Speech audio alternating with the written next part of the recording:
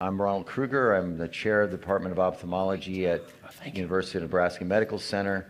Truhlsen Eye Institute, for many of you who were at the wet lab yesterday, got a nice chance to see Truhlsen Eye Institute, which we really appreciate the generosity of the Truhlsen family for helping us to create that. So my talk is going to be about customizable versus small incision versus reversible vision correction, and you'll understand a little bit more about what all that means as I go forward with it.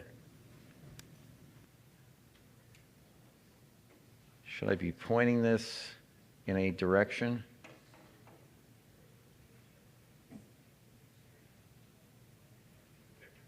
Okay, I am a consultant with Alcon and Bausch & Lomb. So this is not the first COS meeting that I was able to be a co-host in. Exactly 20 years ago, when I was at the Cleveland Clinic, I actually was a co-host of the 30th Christian Ophthalmology Society meeting, and so I really count it a great privilege to be a co-host of the 50th as well. And again, that was, at that time, my talk was on spiritual LASIK, and you see this card that I've left out, this brochure, which is something I created years ago about the spiritual side of LASIK. It's for each of you to take home with you. But if we think about physical LASIK, the steps of physical LASIK is a microkeratome creates a flap as a first step. I'm having real sluggishness with this device. Just say next. Okay. The laser reshapes the inner cornea, and then the eye heals and regains sight. Pretty straightforward. 3 steps. Next slide. The steps of spiritual LASIK is that the Holy Spirit opens the seeker's heart. Next. Jesus enters to reshape the heart. Next. And the person gains spiritual vision. So you see there's some analogies, and I find that in life there are so many things that we understand in the physical realm that actually have a spiritual analogy. And this is one thing that I kind of pondered over back then 20 years ago. Next slide. So like with any procedure, there are complications. And there are complications even in the sense of the Word of God, the gospel message, getting into the hearts of people. Next. So in the parable of the sower, the seed that falls on the wayside, the birds take it away. And that's kind of analogous to the microkeratome problem, you know, that there's more of a surface problem and you don't even get a chance to do anything further. The seed on the stony soil is where the sun scorches it, or the laser is not doing the right thing on the cornea. And next. And then finally, the seed on the thorny soil is where the cares of the world choke it out. And that's kind of like healing is kind of choking out the good result that you otherwise would have. Next. So I kind of look at the consequences of spiritual LASIK just to break it down. The seed is the Word of God in the Matthew 13, a parable of the sower. The soil is the heart of the seeker. Next. And that hard soil is a closed heart. And if you have a closed heart, you're not going to understand the message, and the message is going to get snatched away. An opportunity lost. Next. The stony soil is the shallow heart. You tend to receive that message, but because you're shallow, there's no root, it sort of gets lost, it doesn't last. And next slide. The thorny soil is the cluttered heart. It's a heart that's not uniformly focused on the things of God, but there's a lot of other priorities in life. And all those priorities tend to choke you out, worries, wealth, everything else, and life just takes its path on its own, and that sort of chokes out the fruitfulness of the gospel message. But the good soil is the truth-seeking heart, who's really yearning for God, and that will yield 160 or 30 times fold. And we are all spiritual LASIK surgeons in the sense that we are the ones carrying that message, that gospel message to the hearts of people around us. And if we're rightly equipped, we will be getting divine appointments all day long to share that with others. And it's up to us to act on those particular opportunities. So back in 2006, when I gave that first message, I had that license plate, Dr. LASIK. LASIK was sort of the big priority back then. It was the main focus. And here we are 20 years later, and we're seeing that LASIK is sort of morphing into different things. So there's minimally invasive LASIK, which is SMILE, where you're not making a flap, but a cap. There's customizable LASIK, which is correcting not just your refractive error from glasses, but aberrations. And then there's removable, not LASIK, but vision correction surgery, where an implant can be placed inside the eye. So we're going with the first thing of no flap. If we get rid of a flap, we can get rid of the potential complication of a flap.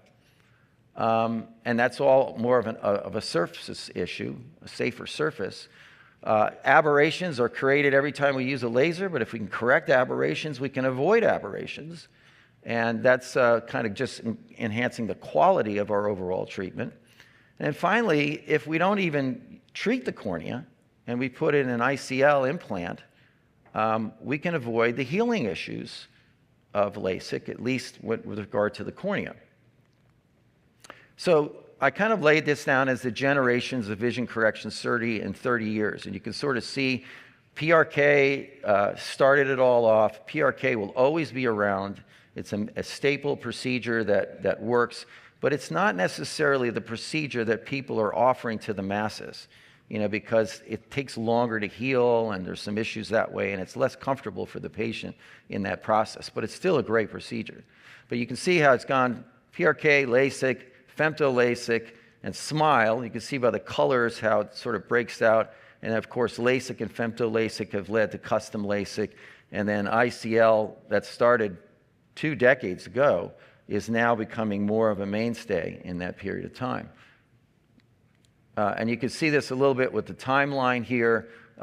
Over the 15 years of when femto first got involved to where SMILE was then FDA approved, the 30 years from when LASIK was approved to now we got ray tracing LASIK, which we'll talk about a little bit, and then also 15 years from the first ICL to when ICL EVO was approved, and that's a real game changer in terms of just the patient care and throughput that's available.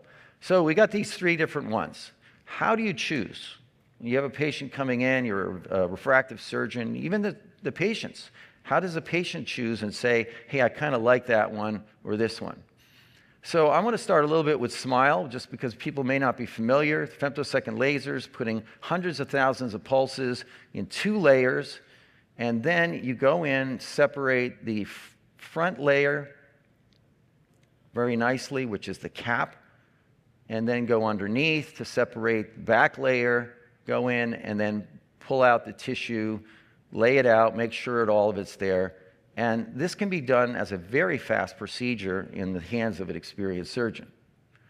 So I kind of understand this principle when I'm thinking about vision correction surgery, that there's kind of always a balance of how we evaluate what we're going to do.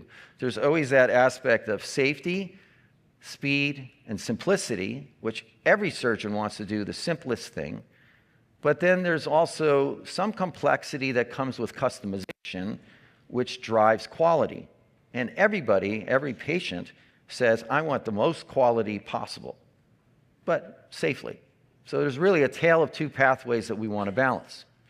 So if we're thinking about femtosecond LASIK versus SMILE, for a new surgeon, femtosecond LASIK is much simpler because it's something that you usually are used to doing. It's relatively fast and safe because with SMILE, it's more challenging to do that dissection if you're not used to it. It's kind of what's considered real corneal surgery, longer procedure time, some unknown risks. And that's in the hands of a new surgeon to SMILE. But for an experienced SMILE surgeon, it's actually the opposite. A single laser platform, you don't have to move from one laser to the other, a faster procedure because you can just do that all in one setting, And that small incision does add this level of safety that I mentioned with the cap. And so SMILE is less invasive, faster, and maybe safer. And of course, customized LASIK seems to have better quality because we can drive through some of those aberrations. 5 reasons why SMILE might be preferable. 1, you avoid any kind of flap risk or complication that deals with the flaps. That may make it safer. There's a biomechanical instability that's coming from creating a flap that might be a little bit preserved more by having just the cap. Dry eyes are a little bit less frequent because you're cutting the nerves, the corneal nerves a little less from the periphery where the cap is at. There's a need to eliminate environmental variables. Once you lift up a flap, if you have a large treatment, the longer the flap's open, there's more of a chance for the hydration to affect the tissue ablation time. And here you can do this all very precisely in a closed system. And then global perception is kind of driving a little bit of an interest. This was a slide from 10 years ago almost, So this is kind of where SMILE was sort of going. But has it really moved in that direction? Well, if we look a little bit at the decades of refractive surgery starting in the 90s, you can see that back in the 90s, it was more surface ablation. LASIK was in the 2000s. In the 2010, femto-LASIK became more of a dominant thing. And then you kind of look and say, well, about 6 years ago, femto-LASIK was still prominent, 40%, but SMILE started to grow. So it was about 20% on a worldwide level. And now you're looking at 2025, are we seeing doubling of SMILE, and will we in the next few years seeing even a tripling of SMILE? Where is SMILE going? Will it continue to grow to become a dominant procedure?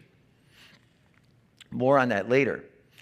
At the same time, customizable LASIK is growing in the United States. If you look at some of the stuff back in 2018, which is about 8 years ago, you can see that a wavefront optimized LASIK was about 58% of procedures, and of course there was some conventional LASIK as well. Customization, wavefront guided versus topography guided was about 9% each.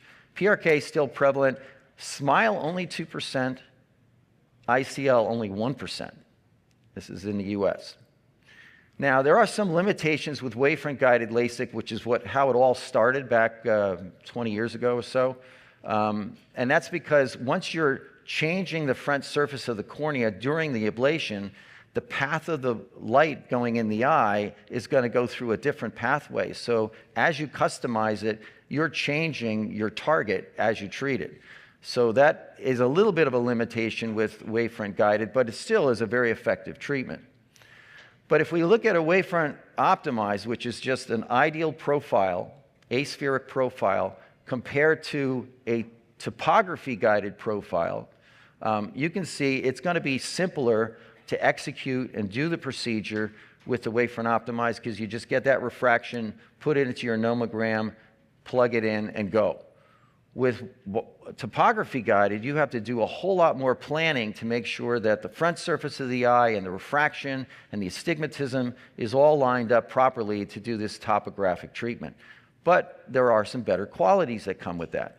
If we look at the FDA study, you can see that about 40% of patients gained a line of best corrected vision after a year, which is pretty significant to say, like, my best vision was X, and now I actually have at least a line better than that in the best corrected vision. I did a study on physicians, because I treated a lot of physicians at the Cleveland Clinic when I was there. So in 300 eyes that I did over about 7 years, when I did a comparison of the optimized treatment, which is just plugging in refraction, versus topography guided, I could show that 20 over 12 and 20 over 16 was statistically higher in the topography guided treatments. And then, of course, if you have this capability of topography guided treatment and you have an unhappy LASIK patient, here's a patient 4 months after surgery, 20/20 in each eye, unhappy with the outcome. And if you look at the maps, there's a little bit of an infranasal decentration in the right eye and an inferior decentration in the left. And that's part of the reason why there's some distortion that's there in the patient's vision. And so we did an evaluation to use the topo-guided platform to do a retreatment on this patient. You can see below that the refraction was essentially almost plano. But again, they had aberrations, they had irregularities, and you could see a little bit from the maps that were there. And this is the ablation profile. You can't do this with any conventional laser. You have to have a topography-guided profile to be able to come up with a very uniformly, I should say, more shape-oriented treatment, that goes along with the topographic irregularity. And of course, this patient did extremely well, 2015 outcome when they were all done with the retreatment. And these areas of vectors show there's many vectors involved in the planning: front surface, back surface of the cornea, lenticular astigmatism, the refraction. All those go into planning this. So there's complexity with topography-guided treatments, but then there's also driving quality, and we're trying to keep pushing that. So customizability, any kind of growth is really going to have to depend on further innovation, because to get the masses of the surgeons to say we all want to do this with the complexity that's involved, it's just going to make it too challenging. The simplicity continues to drive things forward. But we now have something called ray tracing guided LASIK that was just approved in 2025, and it's using tomography, which is front and back surface of the eye. It's using the biometry of the length of the eye, and it's using a wavefront to create a 3D model of each individual eye, an eye avatar.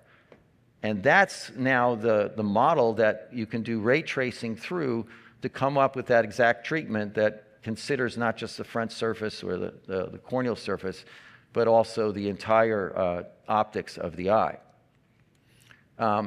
It's really going from customization to personalizations, because it's your unique eye that's being modeled into coming up with the treatment. So the 3D eye model adds those three components of the wavefront, biometry, and tomography. There's automatic computation where 2,000 rays are passed through the model in order to show what the best correction is. And then ultimately there's ablation compensation, where if you understand how things heal, you can come up with an estimate of where it's going to be down the line for the best correction. So looking at topography guided, which is a complex surgery but with great results, versus ray tracing, we now see that some of that complexity and customization is now becoming simpler, a little bit faster in the planning because it's all being done automatically through the ray tracing algorithm, and yet we're still driving that quality. In fact, if we look at some of the first publications, post-market publications in Europe and Australia, about 50% of patients were able to get 20/12 vision, which is pretty significant. Everybody would like to say, I wish I could see that well. Almost 90% were able to get 20/16 vision. So we're now not just talking about 20/20, we're talking about 20/12, 20/16. If you compare that with some of the other platforms, this is a single surgeon in Australia who's done all those different platforms. Even comparing to topo-guided treatments, it's coming up with higher numbers on those really good visions, 20/12, 25, 20/16. I had the privilege of being in China when the WaveLight Plus platform, which is ray tracing by Alcon, was launched back in 2023 in December. And just shortly after that time, the Chinese surgeons went driving into this, full bore, and Aier Eye Hospital, which does probably 30% of all the LASIK in China, it's the largest eye hospital system in the world based out of China. Their first 1,000 eyes came up with some really pretty good results, maybe still not the super high 20/12s, but that's just their early experience. In the very next year, they were up to 60,000 cases of this ray tracing, so it's still not as high as their SMILE or their EVO ICLs or LASIK and such, but it's sort of growing. And if we look in the US, with FDA approval just being 1 year ago, One of my colleagues in Minnesota, Mark Lobanoff, is one of the busiest surgeons in the area of looking at over 1,100 eyes. If he looks at his last 700, he can show very nicely that about 2/3 of patients are getting 20/16 vision, which is quite good. Almost all of them 20/20. And then Carl Stonecipher down in North Carolina, he's looking at his last 100 eyes after he's optimized things. And if you look at near the bottom, if his patients had a preoperative best corrected vision of 20/16 in 2/3 of those patients, now 91% of them postoperatively are 20/16 uncorrected. And what's really amazing is only 2% could see 20/12 with glasses before. And postoperatively, 51% are now seeing without glasses 20/12. So amazing visions where you're gaining lines of vision, which really makes it significant. So again, we're coming back to simplicity versus quality. How do we make that decision? If it takes too much time and effort, we may not want to do it. And even with SMILE, SMILE is all about speed in the hands of a busy surgeon. How do we make SMILE better? Well, any kind of growth in SMILE will really depend on the uptake of other platforms, because SMILE is a one-company platform. Zeiss makes the SMILE VisuMax laser. Only one company is doing it. What happened? But now the SMILE is really more of a company platform name. We need a categorical name as other companies get involved, and that's now called Kalex. So you may hear about this term. It's keratolenticular extraction, or Kalex. That's the new word for this SMILE procedure with other platforms. If we look at the new Kalex platforms, Schwinn, Zimmer, J&J, even Zeiss has a SMILE Pro, you can see that there's different ways now of doing the femtoblations. There's the spiral patterns, there's raster patterns going back and forth, and really the raster pattern allows the lowest energies, the tightest spacing, the highest frequencies to try to drive a really very precise separation. Also, these new platforms are allowing almost like a level of customizations, because they're driving semi-automated centration and cyclorotation to make sure everything's lined up, there's no decentrations with the treatment. So even the SMILE procedure with Kalex is driving that further into that quality zone by trying to get better alignment overall. Finally, I want to kind of end a little bit more talking with EVO ICL, which if you think about femto LASIK versus ICL in the hands of a busy surgeon in China, ICL is simpler to do, it's faster overall, and it gives really good quality as well. Basically, not only is speed and simplicity and even quality involved with this ICL, but there's an element of reversibility. Now, nothing's actually reversible, it's probably more removability, but it's along the lines that you can take it out if the patient doesn't like it. Now, just to give you a little bit of a history, ICL is made out of a polymer material, which is a collagen polymer, which just is very friendly inside the eye. It was first FDA approved in 2005, so 20 years ago. And in that 20 years, you can see it took a while before even astigmatism with the ICL was approved. And now the EVO ICL, where there's a tiny hole in the center, was just more recently approved in 22. And that's really allowing the growth of this procedure to really take off. So the old model back in 2005 all the way to 2022 was with the ICL. It goes underneath the iris on top of the crystalline lens in a very small, compact space. And you had to do a laser iridotomy in order to avoid angle closure with this lens. And of course, that was an uncomfortable initial step before you even do the surgery.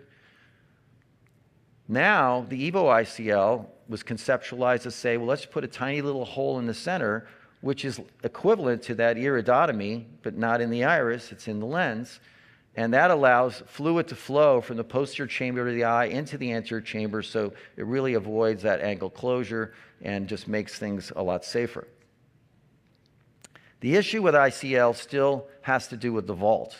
It's coming up with the proper length of that implant so that it's not riding too high, pressing up against the iris and closing up the angle, or riding too low where it's hanging on the lens or pressing on top of the crystalline lens. So ideally, you grade it by looking at the thickness of the cornea with a slit lamp, and if it's half a corneal thickness to 1.5 corneal thickness, you're in the sweet spot. That's where you want it to be. But sometimes it doesn't happen that way, and the sizing problems probably are about 3% or so. So we need to kind of come up with a digital twin or something that really helps to drive that more in the future with algorithms to avoid any kind of sizing issue. This is from the FDA study. You can see that about 52% of patients gained a line of vision, which is as high as what I was talking about with topo-guided. So this really tends to help. Of course, higher myopes tend to get a perception of gain because of the minifying effect of glasses that they had preoperatively. But there were no losses of 2 lines of vision, and there was a good safety index performance. If you look again at the FDA trials, even the published literature does show that the old ICL could have angle closure, pupillary block, pigment dispersion, anterior surface segment cataracts. The FDA study didn't show any of those complications, and although there was some arrow narrowing and residual astigmatism in that study, it did quite well. There was one patient who noticed halos and glare, because if you think about it, you have this little hole in the center. Wouldn't that hole cause a problem with my vision? But the rays of light go around that very well, and the hole is essentially ignored by patients. But one patient did complain and was explanted during the FDA study, and as it turned out, that patient that was explanted went right back to their preoperative refraction. So there was reversibility. So kind of demonstrated, the FDA study even demonstrated reversibility. So just to say, how do we pick between minimally invasive SMILE, customizable LASIK, no corneal healing ICL? If we look at where we are over the course of the last 7-8 years, you can see that just wavefront optimized LASIK, put the refraction in the machine, aspheric profile, come out with LASIK, is still the dominant procedure, but it's declining slowly in the United States.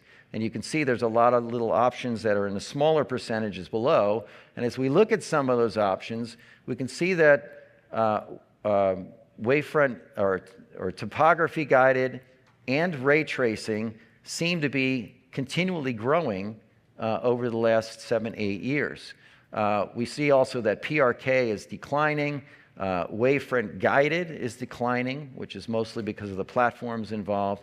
And you can see here that also SMILE and ICL are improving. SMILE's up to close to 10% in the United States now.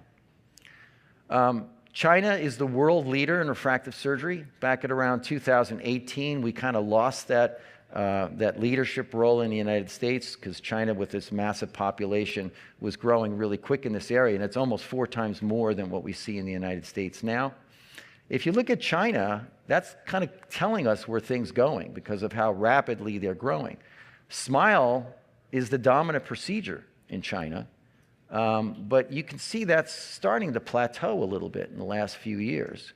If you look at customized LASIK, that's growing. In fact, it's grown quite a bit with this ray tracing guided LASIK just in the last 1.5 years. ICL still kind of growing steadily, especially for higher myopes. But look at the green line of femto LASIK. In the US, it's still our dominant procedure. It's plummeting in China. It's gone down, from 50% down to like 16% overall. So this could be a little bit of a predictor of where things go for the future. So in the end, simplicity, complexity, reversibility, market forces are going to prevail in terms of which is more preferred. It's a matter of judge for yourself as a patient and a surgeon. What you offer your patients are going to go with. But you have to have that conviction about what's the best thing to do. And the implications of this is if we could offer refractive surgery to the masses around the world, because as was talk about demographics yesterday, the leading cause of visual impairment, not blindness, but a visual impairment, is refractive error, uncorrected refractive error. So giving a person glasses is great, but there's 500 million people that could benefit from refractive surgery if we could offer it to them, and we'd want to do it simply and the best way we could. Just to give you a final slide, and Jeff Tabin may remember this, 2001, I went to Nepal and I got a donated excimer laser from Alcon. I treated the very first LASIK patients in the country, Nepal, and since that time, the center that's doing that was the first in the world to do a hyperopic smile procedure. So you went from never doing anything in that country to doing a first-in-world procedure in less than 20 years. So I think it's pretty significant, and the world is out there to benefit from this technology. So thanks for your attention.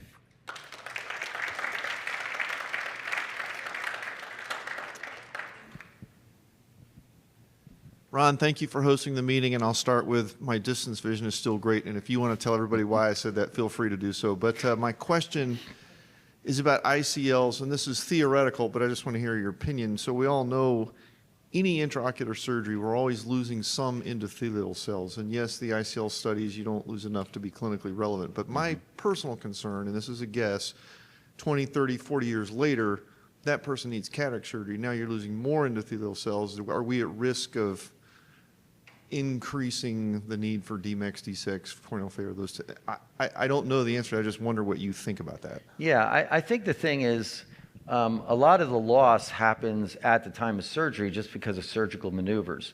And so you could say, well, if I implanted a lens, was the wrong lens, I went back, I explanted that and did another one, that's almost the same thing. A lot of those patients don't do poorly, even though there's two surgeries involved.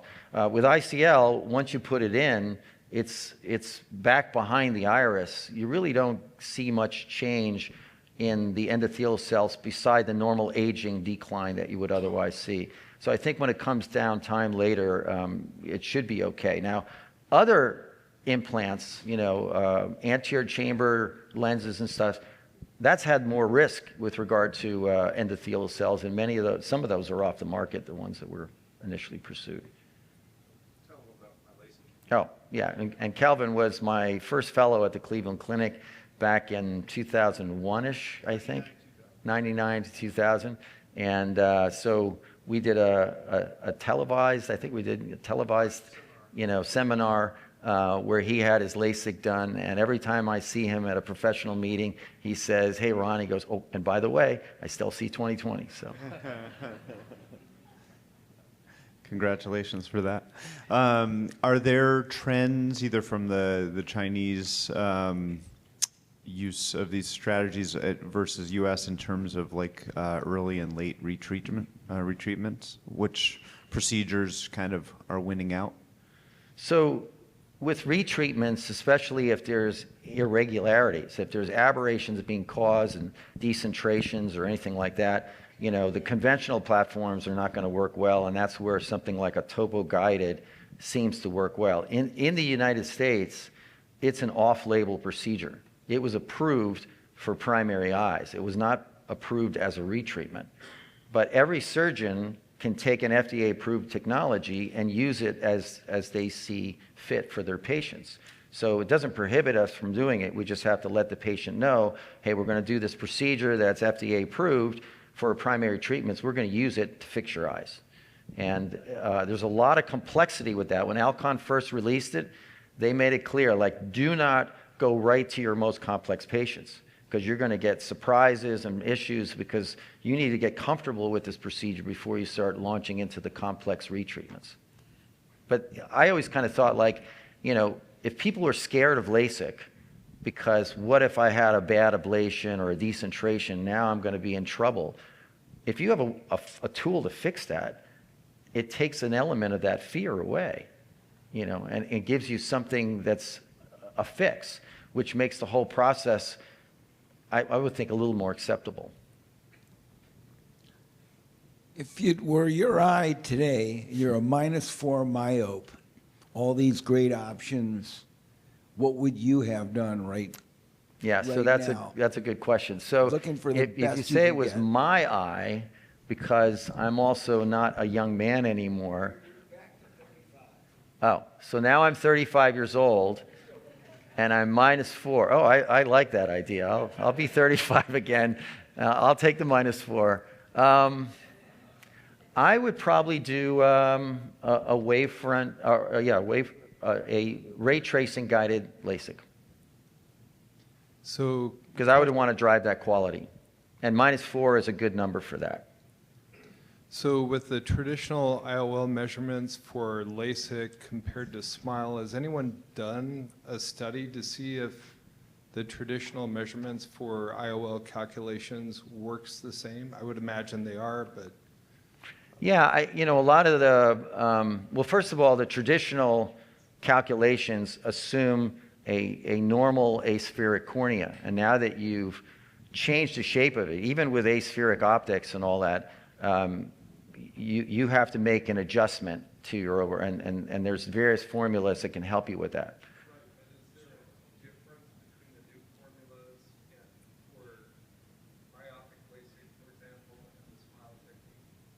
Yeah, I would say there's probably not real differences because it's still the shape issues, The shape issue you get with LASIK is the same shape issue you get with SMILE.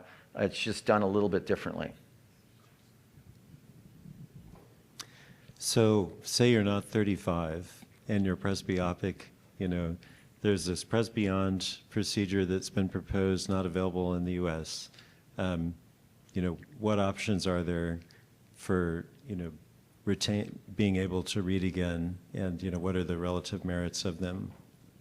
Yeah, so Presbyon is a way to do the treatment where there's an asphericity that actually favors negative spherical aberration. In other words, there's a little bit more light bending properties in the center, and it gives a little bit more range of vision. So you can do like a mini monovision with that and often get what's called blended vision, and Zeiss popularizes that. I know the challenge with that is you've got to be dead on to really make that thing work, because if you're off a little bit in terms of your refractive error, that extra depth is going to kind of work against you. But it is a good procedure.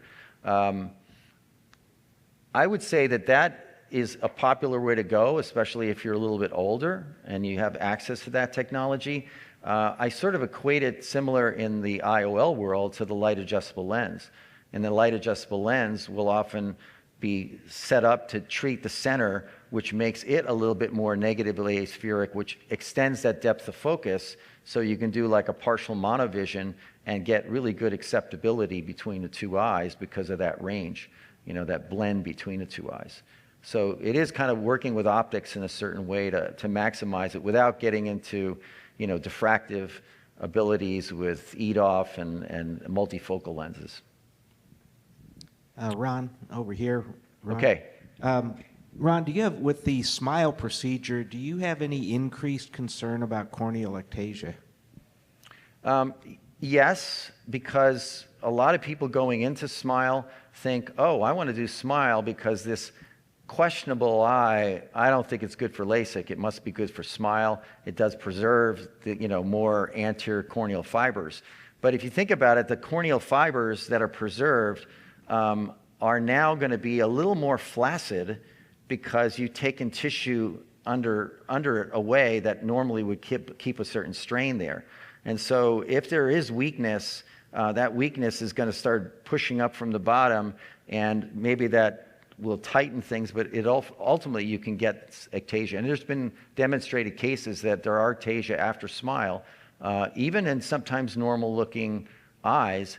So I would say it's really not that much different than LASIK. You still have to be very careful in the way you plan it to avoid ectasia. Okay.